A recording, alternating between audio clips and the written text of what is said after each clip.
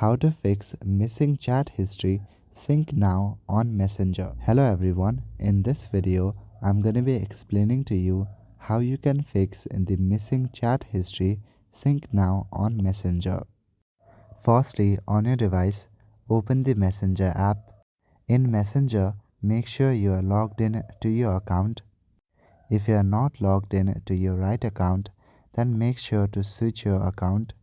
Now on the chat interface, tap on the three-line icon at the top left corner. When a slide like this appears, tap on the setting gear icon at the top right corner. In your settings, scroll down. Now tap on the option Privacy and Safety. Inside Privacy and Safety, you will see this option End-to-End Encrypted Chats. Click on this option and tap on the first option Message Storage. Inside Message Storage, you will see different options like this. Here you will need to select the option Delete Secure Storage. Click on the option Continue. After you do this, then your problem should be fixed.